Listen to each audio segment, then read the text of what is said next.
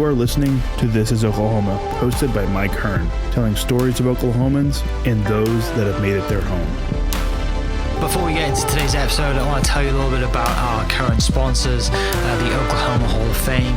As you well know, if you've been following This is Oklahoma, they've been a huge part of this podcast. So this podcast is presented by the Oklahoma Hall of Fame, telling an Oklahoma story through its people since 1927. For more information on the Hall of Fame, go to www.oklahomahof.com and follow them on Instagram for daily updates at oklahomahof. Also, for the podcast, a new sponsor, RCB Bank. Since 1936, RCB Bank has offered progressive products and a friendly service. Come in today to find out more about their loan promotion on new, used, refinanced cars, boats, campers, and ATVs. Visit RCB Bank to learn more. RCB Bank, that's my bank. With approved credit, restrictions apply. Now, let's get into today's episode. What's up, guys? Welcome back to another episode of This is Oklahoma. Mike Hearn here, your host, back with another episode down at the Oklahoma Hall of Fame today, in their conference room. Quick location change, but I mean, they've been a great sponsor and make things happen, and I really appreciate it. My guest today, we're going to talk a lot about Oklahoma history, which is not my area, so I'm glad I have two awesome guests on to talk about it. Dr. Patti Loughlin is here, who's currently at UCO, and then Sarah Janda is here as well. And you guys, I mean, just team up and do some great work together, and I'm sure we're going to hear all about it.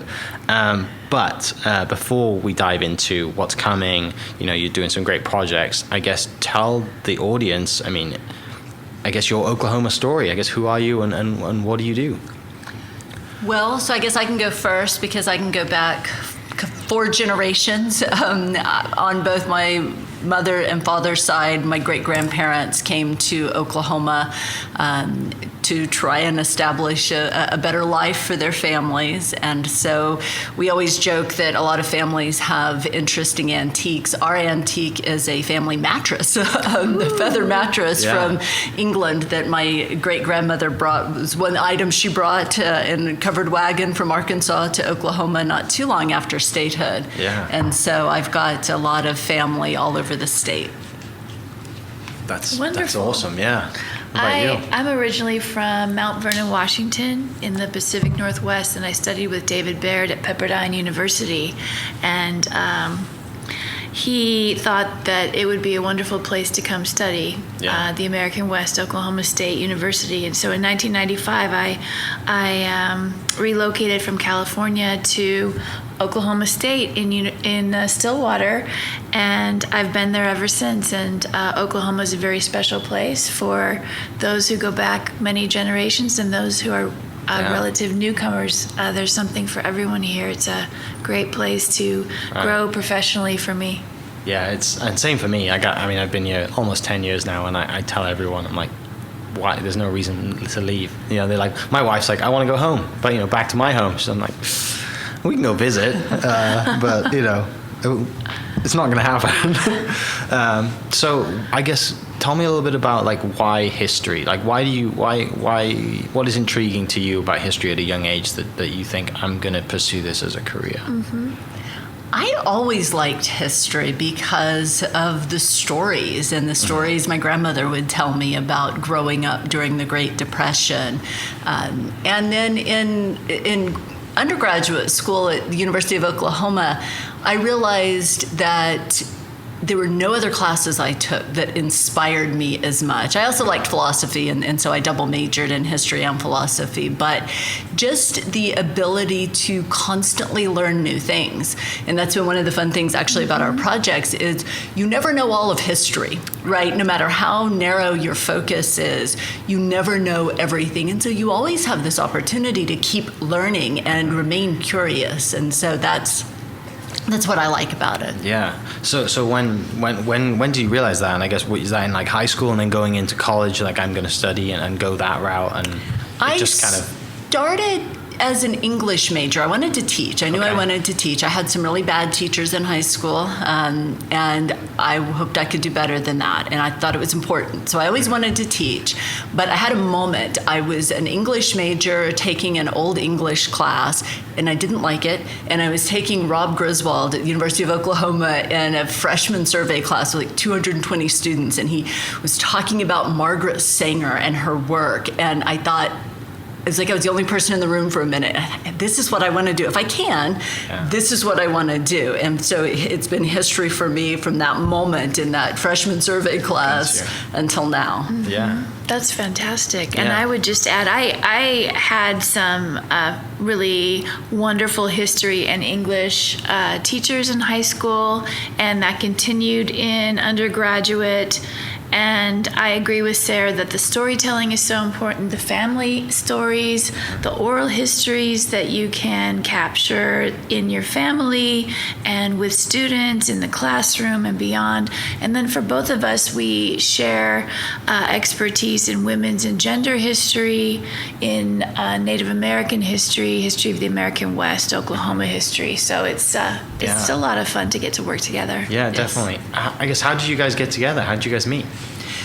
We started meeting at conferences, I guess, at Phi Alpha Theta conferences locally, and then we've both been very involved in the Western History Association and the Coalition for Women's Western History. And so that's how we kind of got to know each other. And then had talked about, when we would meet up at conferences, we would talk about things that bothered us in Oklahoma history in terms of books that you could assign or where the focus was, or projects that we really thought should be done on Oklahoma history and that were not being done. And so we would collaborate in just through discussion at that point and talking about possibilities. Yeah. And then you came together and were like, hey, let's do some work. Let's see what we can come up with. We've been working on some projects, and so one is coming out in July of 2021 called This Land is Her Land, on gendered activism in Oklahoma from the 1870s to the 2010s. And so it spans time, and we have 13 contributors with subjects ranging from Rachel Caroline Eaton and the Cherokee Female Seminary, all the way to LaDonna Harris and Mary Fallon in the 2010s and beyond. So. Yeah, we're very excited. We brought together, so ourselves included, there are 13 female scholars of Oklahoma history writing about 13 different women. Yeah. And we thought it would be interesting because we're all at different stages in our careers, and we like the idea of really expanding support for scholars at different levels of their careers, and then looking broadly at women.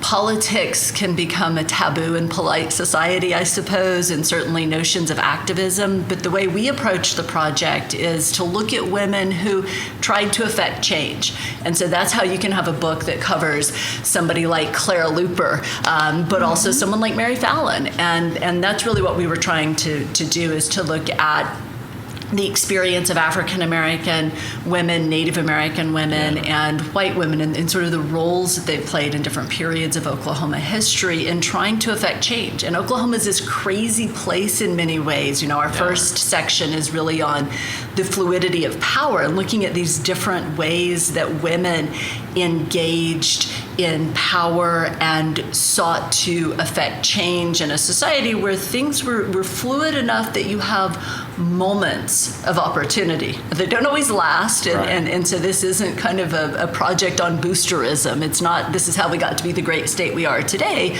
but it is looking at these lived experiences that women had and how they tried to contribute to society around them. Yeah, the more you think about it, and I'm sure the more you dive into the research, right? Oklahoma, we are literally in the center of the country, and it's a melting pot for everyone coming in, traveling. You dive down, and even when you go down your family tree, you find things, and you're like, wow, how do they even get here, right? Same with me. Like I look back at family, and you go down the ancestry route, like most people have done, right? And you're like, wow, I had no idea. And especially with the female side of things, right? Like it's been a constant battle, and I feel like now, with the podcast that I've done and the people I've met, Shannon here is a great proponent for it as well. It's just like every year seems to get incrementally better, right? Like we're just stepping in the right direction every year, and that doesn't come from, people just saying, oh yeah, we'll figure it out. That's like people and females fighting for it tooth and nail to just gain an inch, every now and then, and over hundreds of years it becomes, what we have today, right? But you've got so many stories in those 13 that you've picked, right? Or just there's so many more. I'm sure it was hard to just nail it down to 13, right? But I mean, is there anything that really stood out to you during those stories from every era, I guess? There are several. I mean, in the first period, we get Heather Clemmer. So since you went to SNU, I'll mention Maddie Mallory, right? Yeah. This woman who amasses kind of a real estate empire in the process of trying to utilize idealized roles of womanhood to create opportunities for orphans and care for them. And so you get this kind of fabulous story of the work that she does. But then you also get a look at Native women who are using the tools that are available to them to try and protect and promote tribal sovereignty. And that's one of the things we see across the centuries is women in different ways. That Rachel Caroline Eaton is focused on reform within a tribe, looking at education opportunities and engaging in broader affiliations to try and promote those changes. And then you jump ahead to LaDonna Harris in our last section, really embracing ideas of how she can make these connections to foster change and protect the rights of Indigenous people. And so finding themes like that, I think that's one of the things that really stood out. Yeah. Patti, what about you? Is there anything that really just popped off the research books? I'm just so excited that the book is coming out and that we get to talk about the wonderful cutting-edge scholarship of women scholars. All 13 are women scholars, and some of them are graduate students, some of them are just getting started in the profession, and others are more senior scholars. And I think I keep looking at Sarah because that's kind of where we are now. We've been here a while, and it's our opportunity to bring others along with us and amplify their voices and their scholarship, and as well as the topics that we study in this book. And so you can take a look at some of the panel discussions we've already had on these topics through the Oklahoma Historical Society. They did a wonderful public program with support from Oklahoma Humanities for the This Is Her Land in the fall, but it's available on YouTube all the time. And as well, the book will come out in July, so we're just thrilled. Soon. We really enjoy opportunities to showcase things that give people pause. And so when you think about, for example, the Equal Rights Amendment, and Oklahoma was one of the battleground states, and so one of our chapters by Chelsea Ball looks at a woman who is a Baptist minister's wife, and she's this staunch advocate for the Equal Rights Amendment, right? And so again, it's Oklahoma. There are all of these different. You don't necessarily think of conservative minister's wife becoming an advocate of the Equal Rights Amendment, but she was. And so making those kinds of interesting connections, or looking at how the civil rights movement played out so very differently in Oklahoma than many parts of the country. So not just looking at people like Ada Lois Scipio Fisher and Clara Luper.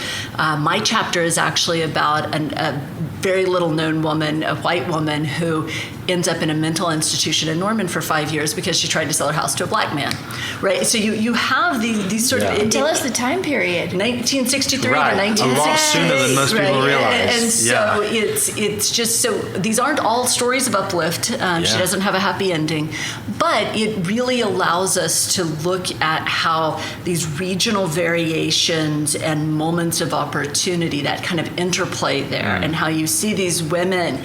And the book doesn't take you exactly where you expect it to. I think when you see the title and you look at who we're examining in the book. And so that's been one of the fun things.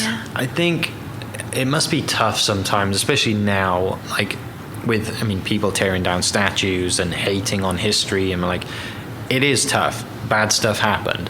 But it's history. It happens. And I'm not a historian, but when I see that, I don't know, it just kind of fights me, right? Because I'm like, okay, it's an issue, right? But it was normal back then. All these things happened, and they're part of our history and part of the way we evolve. I don't know. It just kind of okay, it's not a good thing that happened, but what's that like when you guys see stuff like that? With the stuff with the book, right? You've got to put bad stuff in there that's considered bad today, but it's lessons learned, it's history, and it's what these women went through, and they fought tooth and nail to get through that. Well, I'm thinking maybe this is an opportunity to talk about politics and our latest project, which is an Oklahoma history textbook for high school students. Yeah, okay. And so both of us have a background in the American West, Native American history, Oklahoma history, women's and gender history. So that's what you're going to find in our project. And if we're talking about monuments and commemoration, we're talking about the Tulsa Race Massacre, but we're also talking about critical race theory, what's going on right now in Oklahoma. All of these things will be, of course, we're going to talk about the state standards. All of that will be in the book. But I think we're really going to find examples and ways to engage high school students and really get them excited about all of the complications and stories of their state, of Oklahoma. And I really am so glad that we have fantastic institutions like the Oklahoma Hall of Fame, the Oklahoma Historical Society, Oklahoma Humanities, the forthcoming OK Pop in Tulsa and beyond, because those are the institutions we need right now when politicians are really threatening educators, I would say. You don't want history to be forgotten, do you? No, you don't. And I think every person who teaches probably approaches things a little bit differently. Personally, I'm a believer in a kind of neutral space in the classroom, meaning that, when we've seen these recent discussions about critical race theory, part of what troubles me the most is I think there's this huge disconnect between what I think I do in the classroom and what legislators maybe think we do. Do I think that we should teach students at any age that they are inherently racist or sexist? No, I don't think that would be helpful. But I don't think, as a parent of a student who's 15, I don't think that's what I see in her classes. I've got plenty of criticisms of things she's been exposed to, perhaps, but I don't think that that's been the case. You can't write away history. It's very problematic to do that. And teaching young people empathy is incredibly important. And so I'm a bit confused by some of the distinctions we're seeing in the legislature, the new legislation that the governor just signed into law. For this reason, if the idea is that we don't want to teach students things that make them feel bad, well, we're teaching them to have no empathy. I think students often feel bad. When I read about the experiences of people in the Tulsa Race Massacre, I'm heartbroken. When I read about the experiences of people that were involved with the cleanup at Pearl Harbor, when they listened to tapping aboard the Oklahoma for days, I'm heartbroken by that. And so it's not just about racial experience, ethnic experience, religious persecution, gender hostility. It's about a broader human experience. And if you can't study the past and learn something from it or develop a little bit of empathy, then we've failed you as educators at all levels. And so I guess that to me is the most troubling part. What Patti and I really strive to do in our work is bring together multiple perspectives. And that's the best you can ever do in history. Look at it from different perspectives. So it would never occur to me that, when I'm teaching a U.S. history survey and I start with the end of the Civil War, well, you have to talk a little bit about the Civil War. It doesn't make any sense. I'm going to talk about what freedom meant to African Americans who'd just been set free from slavery. But I also want to talk about what it meant to white Northerners, which wasn't all the same. And I'm going to talk about what it meant to white Southerners. And nowhere in that discussion is there an effort to say, hey, you've got lighter skin, you should feel bad that this happened. You've got darker skin, what do you think about that? You should never isolate and alienate students that way. And the moment you come across as super political in a classroom, you've just lost most of your class.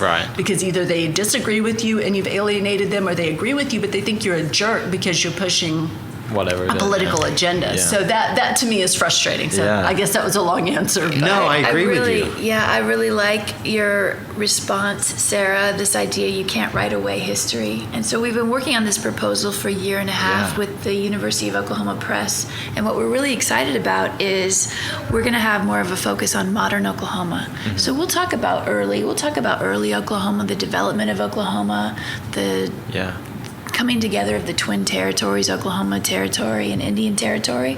But I think a lot of students are really hungry for modern Oklahoma. Tell us about the 20th and 21st centuries. Yeah, right. So that's what we're really excited to do. I think if you're going to require state history, it's helpful to get past statehood. Yeah. Right. And not enough of what has been out there does that very well. And so that's been one of, whenever I teach, I usually teach Oklahoma history every spring semester at Cameron University, where I am. And every year I'm frustrated and I think, okay, we are getting further. Like we can't wait until 3/4 of the way through the semester to hit statehood because you lose all of this. And there's so many fascinating parts to Oklahoma and the construction of the Constitution in the middle of the Progressive era and what that saddled the state with in many respects. Or looking at Oklahoma, in the Civil Rights era, or the reassertion of tribal sovereignty that becomes so important in Oklahoma, even as we think now about the recent McGirt decision, like what in the world that's going to do to tribal sovereignty. On the one hand, it's a fantastic win for tribes. On the other, the logistics of the implications of it are fascinating and hard to kind of fully grapple with. And so being able to talk about some of those things is something that we really look forward to in the book and have prioritized in organizing the layout of the book. Do you struggle with not finding students, but when I look back at my history classes, I had a really boring history teacher, and I just despised history. And now I enjoy it, right? Yes. Now when you get older, you're like, wow, that stuff's actually really fascinating.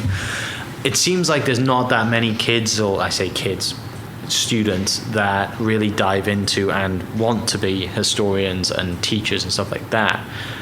Do you struggle finding? How is that being an educator and Do we struggle to find students? No, I mean, students who you push down the history path. I'm just thinking, I'm so sorry that you had these boring teachers, because what if we thought about it now and thought about, okay, if that educator had encouraged you to do a podcast, encouraged you to incorporate technology, make a podcast, and make those connections between history and today, and I think that's it's where exciting. The magic There's happens. So much cool stuff that happened, and I was, me being, I'm 30 now, so I grew up kind of watching I love war films, right? So Band of Brothers was coming out, and I loved all that World War II history, and we have a series in the UK, a young book series called Horrible History.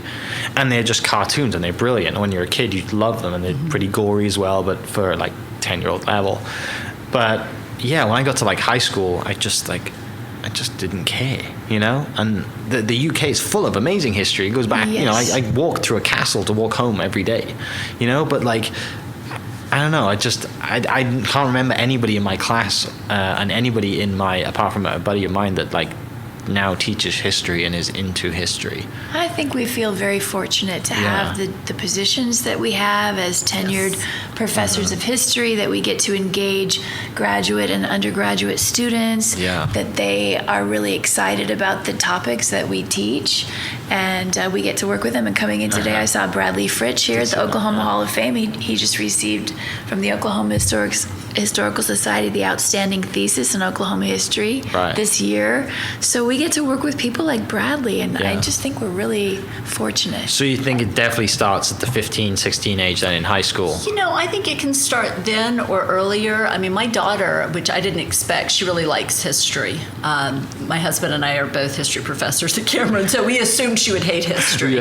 She loves it, but this year her favorite teacher is her chemistry teacher. He's just fantastic, and she was worried about going into chemistry, but because of what a great teacher he is, that's by far her favorite subject right now. And so I think, to me, what that says is the importance of good teachers cannot ever be overestimated. That's what inspires students, and it has such an impact on where they go. I mean, for me, teaching at Cameron, we're a small regional institution. We get a lot of first-generation college students. I have a very different take on recruitment than I think the administration does, which is I have rarely ever told a student, you definitely need to go into history. Right.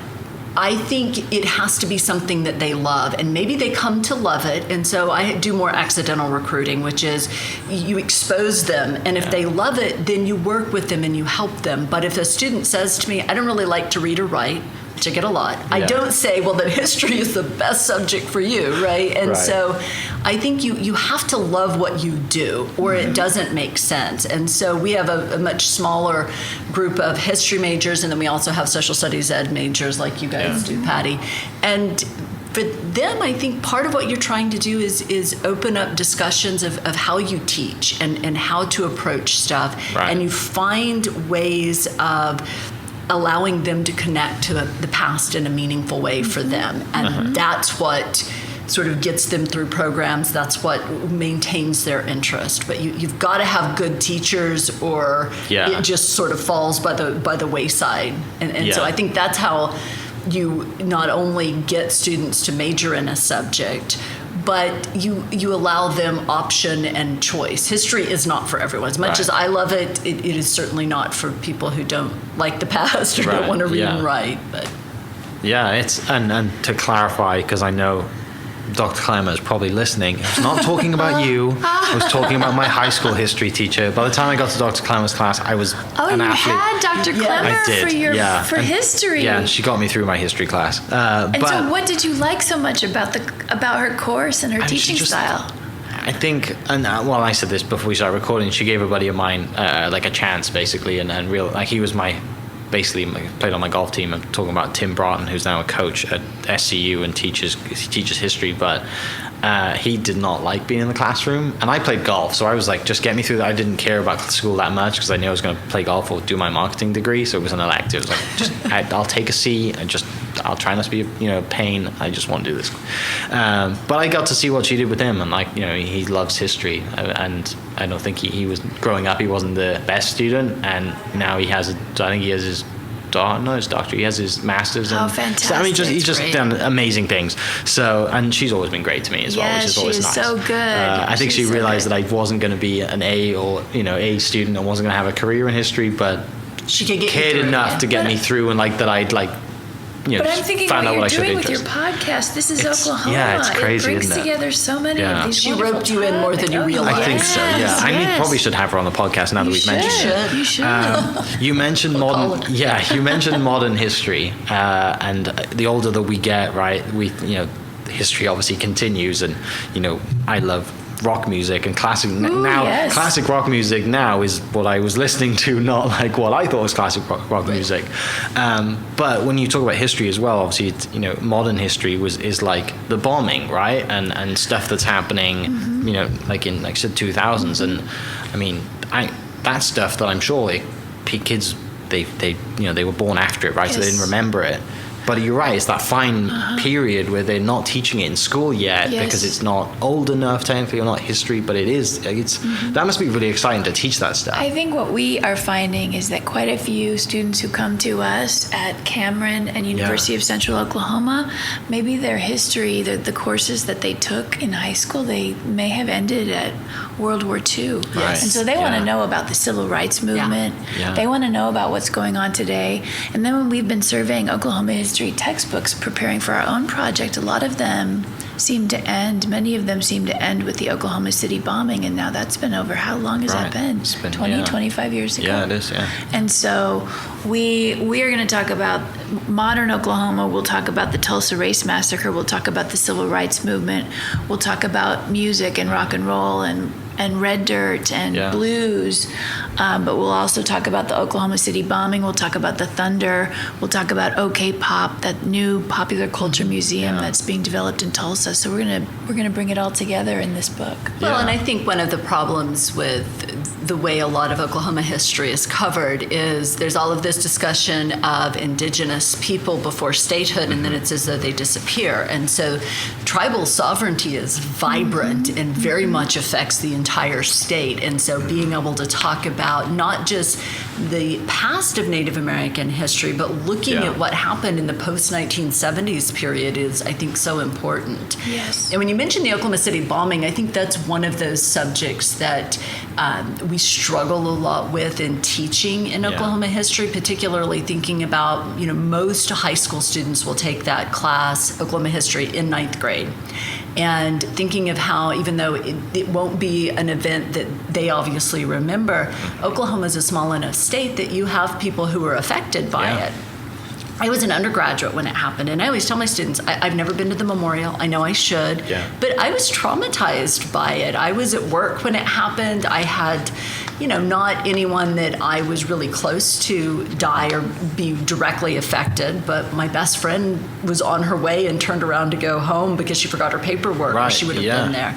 And there were just, so you think about the sensitivity required in teaching something like that. You always have to be aware of how the past might affect somebody when you're looking at, if you're teaching students who have family going back a few generations in Oklahoma, they're going to have family stories about the Oklahoma City bombing. And so I think bringing in sensitivity to that and thinking about, well, what's important to know about it? Is it the Oklahoma Standard? Is it the redevelopment that took place? Is it just the gore of what happened that day? Because it's very painful for a lot of Oklahomans still. And so that's a struggle to try and think about. I was just covering this in my Oklahoma history class toward the end of the semester, and I was telling the students, look, I don't have a particularly special experience with it, but I can tell you even though it was long enough ago, it's a hard subject to talk about. So I always lighten it up because it's a story about my brother that amuses me. We're very different. He's an international yoga instructor, and he was studying in India when the Oklahoma City bombing happened with someone who didn't speak English.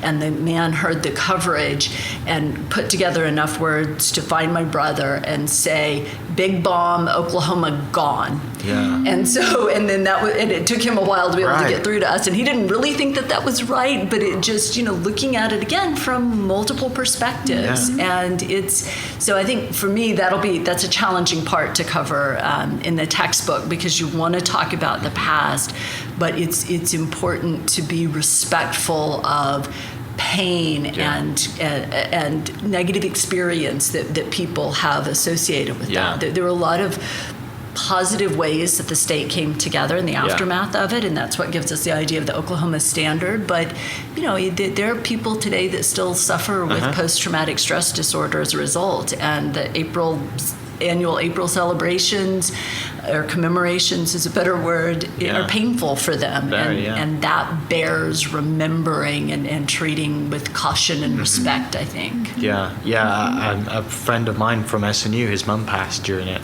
and I had him on the podcast, and he asked me, he's like, I'd love to come on and share my and mum's story.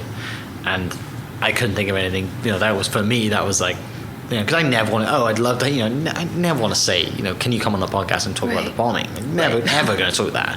But he reached out, I was like, I'm never going to say no to that. Like, come on, shit. And he was, every year he's, does the marathon and talk to him every, not every day, but talk to him every now and then. And it's, he's doing great things. But he talked about in the podcast, his dad, his older sister, just how it affected different parts. He was really young, so it didn't affect him too much. But, it affected his older sister and just generations, how it affects people, right? And he sees that through his life and he meets, you're right, the ripple effects, the devastation through families and for generations, it's hard to deal with, isn't it? But when you talk about the standard, right, and how it develops and now the city bounces back, the state bounces back, you talk about, maps and everything that came from that. And then, like you mentioned, bringing the thunder and that whole story of how the thunder gets you. If you read Mayor Holt's book about, Big League City, and like, how do we even, I'm so glad it wasn't a hockey team. How do we write it? Because I'm not a hockey fan at all. But like, how that all happens, and and we have the Thunder here now, and I don't think we'll ever have an NFL team. We don't need one. But just the stuff that happens to get, the city, grows, and then like Bricktown transforms, right? And now you have the Chickasaw Nation at the ballpark. Like, all of this stuff that happens, and now we have other, areas developing, and it's, the whole Scissors Hill Park, right? What that used to be, right? And it used to be just concrete, and no one liked to look at it, The Devon Tower was the only cool thing that we had. And it's amazing. I've only been here 10 years, and just in my 10 years of seeing the difference, it's fantastic. What a transformation. But I'm blessed to be here. It's awesome. So finishing up, I guess, about, the book is coming out in July, and now people will be students, you'll be teaching at the book as well, right, to students. I guess anything that you're like anything we haven't mentioned that you're excited about, or just stuff that's in the book that might get passed over because of all the awesome stuff in there that you were like, oh, this is like a really cool intricacy of it, or something like that? I think that reading each chapter on its own merits and then stepping back and seeing the connections that exist across decade and across race and ethnicity and experience to get an understanding of how this lived experience of women has changed over time and what they attempted to do. And so those are some of the themes that stand out to me, that the scholars that contributed to this are all outstanding historians in their own right and have made these wonderful contributions. Usually the people that I know that have worked on edited collections, what to pull their hair out at the end. And so what you won't see in the book, but I want everyone to know, is like how fabulous the people were that we worked with, like deadline meeters, all of them. I mean, it was really a very positive experience for us. Mm-hmm. Absolutely. Yeah. So we would encourage everybody to read the book and to support the women scholars and all of the topics that are covered in the book. And I think for us, we learned that we work well together. We work well on deadline. Yeah. We have similar interests, but we approach the topics from a variety of different views. Mm-hmm. And so we learn from the contributed volume. Let's continue to collaborate, and now let's work on this textbook, because what we're so excited about is to think deeply about this, to encourage and engage high school students to be excited and to to focus on their critical thinking skills too, as they're learning more about Oklahoma history from a variety of perspectives. But we're going to be able to reach so many more students and perhaps several generations of Oklahomans through the Oklahoma history textbook. Yes, and so this is a long-term project. We're working on it now, but it won't be out until 2025. Okay, so that would have been my follow-up question. What's next? So this is the long project then. That's what's coming out. Yeah, it is. Yeah. And what we hope to bring to it, again, are these kinds of varied experiences of people across the state of Oklahoma and allow students opportunities to connect with the past more directly. Mm-hmm. Yeah. A lot of people don't like history at first, and usually people like it more with age. But what tends to help students is if they can make a connection to their own lives and their own experiences. And what we really want is for students, regardless of their religious beliefs, their parents' political affiliations, their race, their ethnicity, to be able to see themselves in the book when they read it and identify with it. And that's been such a challenge for historians, particularly in the last 50 years or so, is to try and think about the past. If you read about the past and you're not in it, right, and there's nothing you can relate to, then you just feel erased. Yeah. And so I think one of the most significant things that we can contribute, aside from talking about the 20th century, is to give students that ability to connect with the past and see themselves in it in a neutral way. Right, where you see that there are a lot of people who are in dire poverty who come to Oklahoma looking for opportunity. And their story bears study and bears thought, and looking at the impact on indigenous people and land dispossession and all of these sorts of things, and looking at the struggle for African American freedmen in the early period, and kind of connecting that to ongoing struggles today. So I think those are the things that we're really excited about. So many stories, isn't it? They're endless, right? Yes. You talk about one person and then the spiderweb that comes off them, and you're like, and the thing about my podcast and what I love doing is like you find out who someone is, why they do it, right? What makes them tick. And I see your passion talking about history. It's really cool to see it, and to keep evolving and keep doing it, and just. It's just fun to do, isn't it? I'm sure some days she's like, why am I doing this? It's a giant headache. But then there's others, and you're like, wow, look what I found out today. And this is why that person did that thing. And this is what it meant. And now 50, 40 years later, this is what has happened because of that start. It's really cool to see.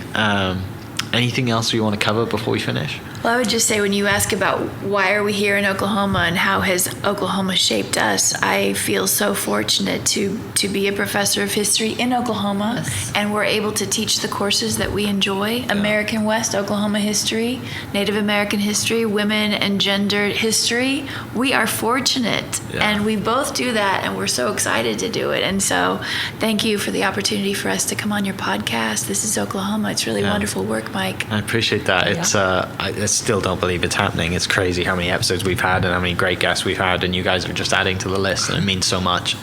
So yeah, thank you so much for coming down. For everyone listening, I'll post the links to the ladies' bio, and you can go and check them out. And if there's anything you want to find out, reach out. And if you want to become a historian, these are the two people you want to reach out to. So thank you so much for listening. Yeah, thanks so much for listening. We'll catch you next episode. Cheers. This podcast is presented by the Oklahoma Hall of Fame, telling Oklahoma story through its people since 1927. For more information on the Hall of Fame, go to www.oklahomahof.com and follow them on Instagram for daily updates at oklahomahof. Also, huge shout out to RCB Bank for jumping on board to be a sponsor. RCB Bank's loan promotion is here for a limited time. Head into any of their 40 Oklahoma locations to get as low as 1.79 APR on your next car, boat, camper, or ATV. Apply online at rcbbank.com. RCB Bank, that's my bank. Rate and finance with approved credit. Restrictions apply. And member FDIC. Huge shout out to my sponsors. Thank you for listening. We'll catch you next episode. Cheers. Thank you for listening. We are inspired by those around us and hope that you are too. Make sure you subscribe to this podcast on your favorite podcast platform and leave us a review so we can keep telling your stories. For more great Oklahoma content, follow This is Oklahoma on Facebook and Instagram.